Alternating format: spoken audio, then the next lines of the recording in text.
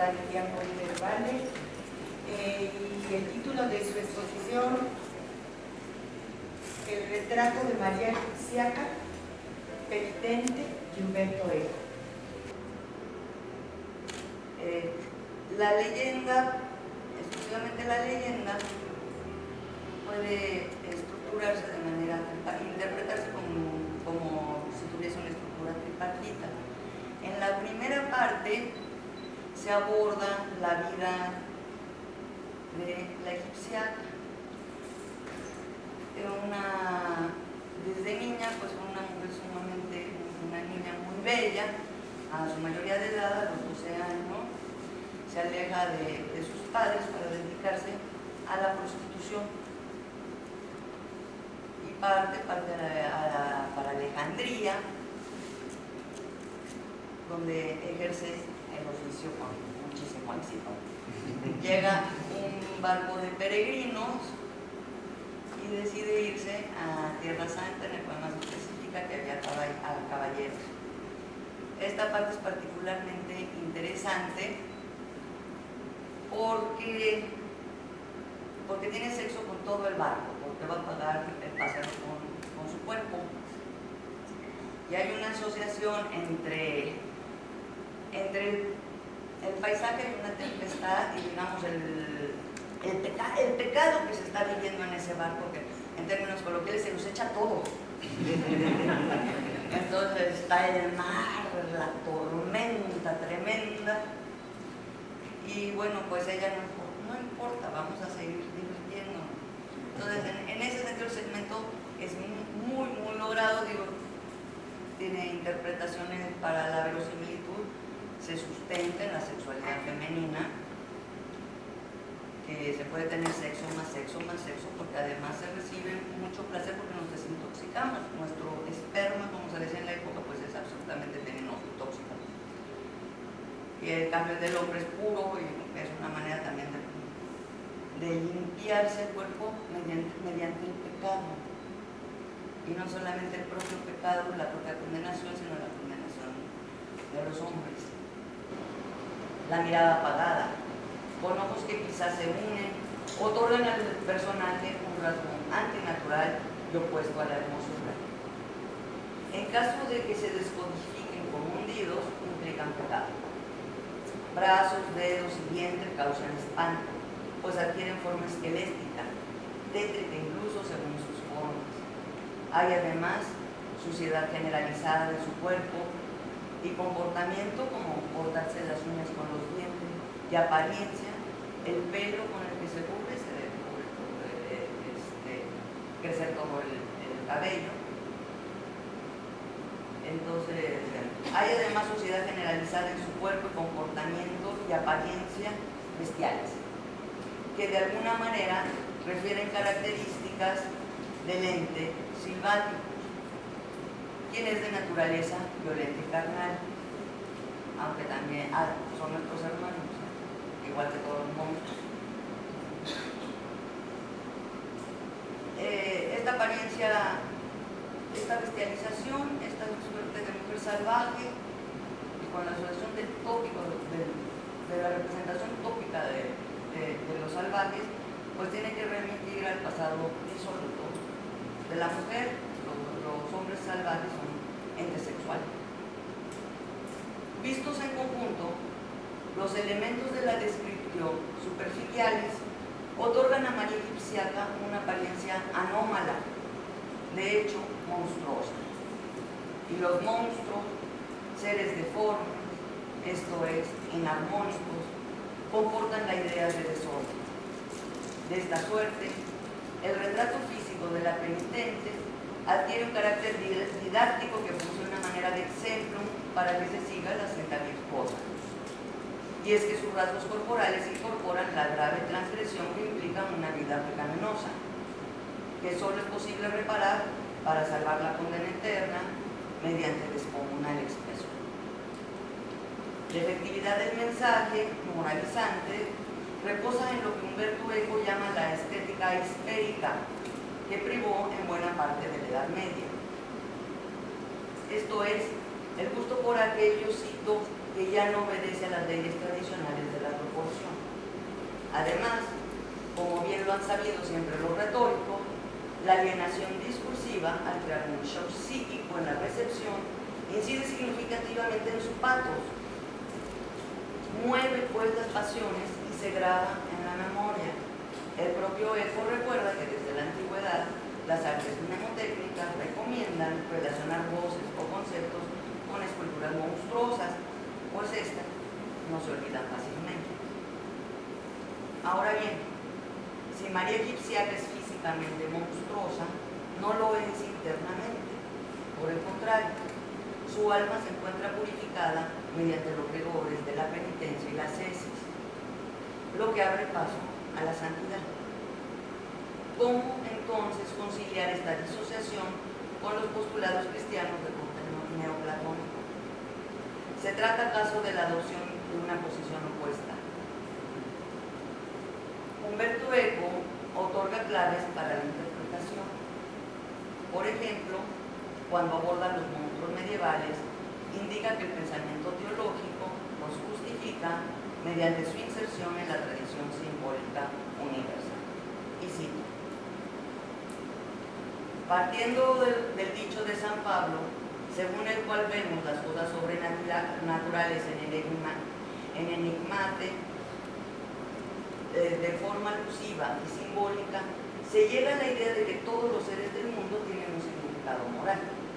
Nos instruyen sobre virtudes y vicios, o alegórico, esto es, a través de su forma y de sus actitudes simbolizan realidades sobrenaturales.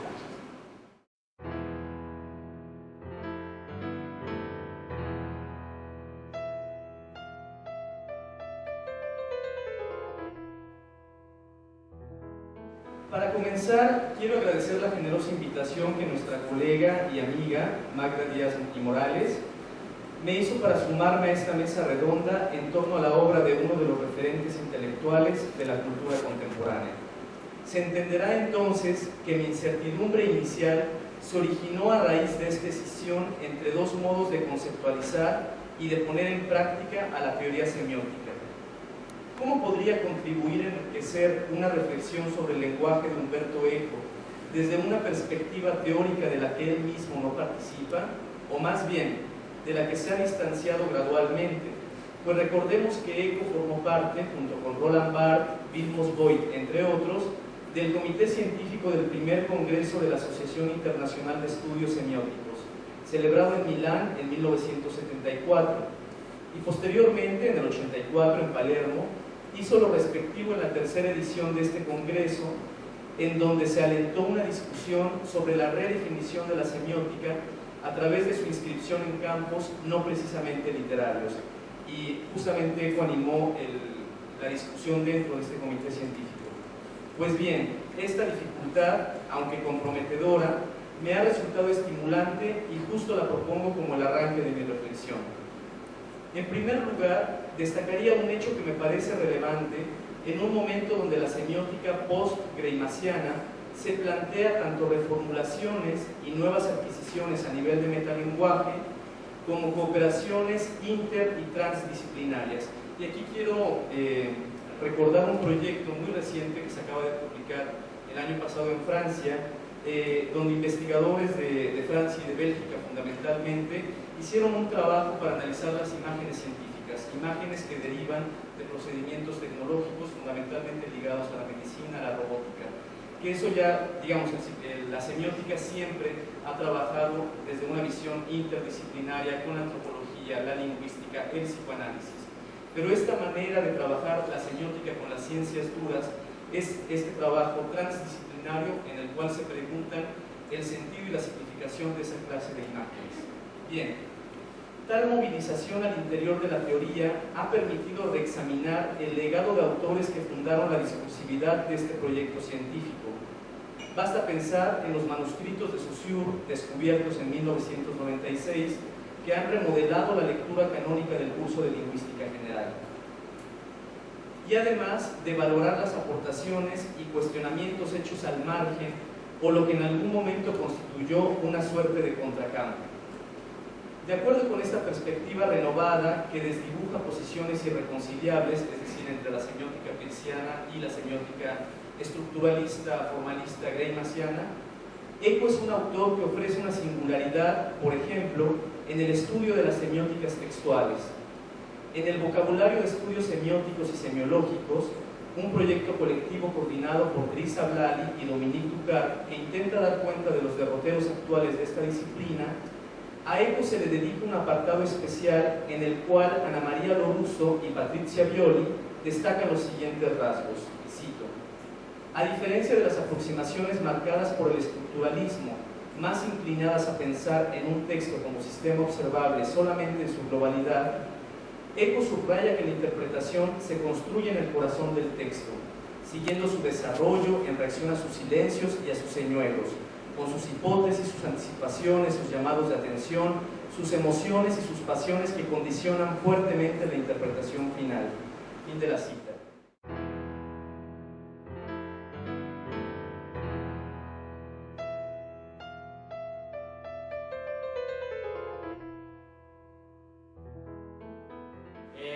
Agradezco a Magda que me involucró en esta aventura. Yo, habiendo trabajado 7 años en la cátedra Humberto Eco, tendría que haber respetado una serie de reglas, y una de ellas, regla de etiqueta, es no hablar nunca de la obra literaria siendo un semiólogo por una serie de motivos, y algunos de ellos son muy básicos. Cuando platica uno con Eco, pues digo, no soy el lector ideal de las novelas de Eco, porque muchas de las historias que vienen en estas novelas yo se las oí contadas y las versiones originales son mejores. Pero hablamos entonces de una semiótica, de la semiótica de Humberto Eco. En algún punto, haciendo revisión sobre el término semiótica, se suele decir la semiótica Peirce, la semiótica Greimas, como formas institucionalizadas de hacer semiótica. Aquí sería interesante ver la semiótica de la semiótica de Humberto Eco. ¿Cómo la construye? Porque no va a ser única y exclusivamente basada en la teoría. La memoria visual y las imágenes va a ser fundamental. De hecho, el título del libro sale de este cómic, donde Eco nos va a contar toda su infancia, nos va a contar una serie de aventuras, nos va a contar qué vivió como niño, cuáles eran sus héroes, y bueno, los elementos que de alguna forma motivaron su necesidad de buscar el conocimiento y de su profesionalización. Está este cómic, pero por ejemplo tenemos los procesos cognitivos para recordar. Esta imagen va a ser fundamental en el libro. Es muy interesante el hecho de que tanto la misteriosa fiamma de la Regina Loana, ya desde Baudolino es importante. Si nos encontramos a la isla del giorno prima, a la isla del día anterior, perdón, cuando en la edición alemana se prepara el mapa del barco, Eco rechaza y le dice a los editores que no lo pueden publicar, porque si publican el mapa del barco, entonces ¿cómo se llama? Le dice apiatare, o sea, poner plano la imagen literaria que él quiere crear. Dice, esa es tarea del lector, no tenemos por qué facilitarse. Entonces, pero hay un cambio radical, y esto se va a deber al otorgamiento del premio Nobel ¿cómo se llama? Dario Fo, a gran amigo de él. Una gran discusión que van a tener, y una de las afirmaciones que sostenía Eco es: te dieron el premio Nobel porque eres multimediático y estás hablando de una literatura que no se queda dentro del libro, sino que trasciende, que puede ir al teatro, incluso a la lírica. Una de las cosas más ricas que había creado en ese momento Dario Fo era precisamente Guillermo Tell, su versión de Guillermo Tell, y bueno, toda su noción de construcción del personaje teatral estaba representado ahí. Entonces, después de ese encuentro, Eco va a darle una fuerte carga a las imágenes, y vamos a darnos cuenta cómo en sus libros empiezan a aparecer con extrema regularidad. Hasta llegar, bueno, la misteriosa fiamma de la Regina Loana llevó aproximadamente unos 2 o 3 años de búsqueda de todos estos recuerdos de su juventud, algunos en su desván, otros pagando fortunas a coleccionistas que le permitieran construir ¿cómo se llama? Este marco visualizador que permitiría construir las imágenes. Lo cual ya va, bueno, aquí tenemos la comparación que hace con el personaje Martínez de Jack London, y que toma como estructura final original para la misteriosa firma de la Regina Loana. Llegamos al Cimitero de Praga, sumamente criticado tanto por la comunidad, el rabino jefe de la comunidad judía de Roma, críticas en el Observatorio Romano, otra vez este problema que tanto divierte a él, que es la polémica, y él va a plantear de manera icónica la relación entre un mundo posible y un mundo real.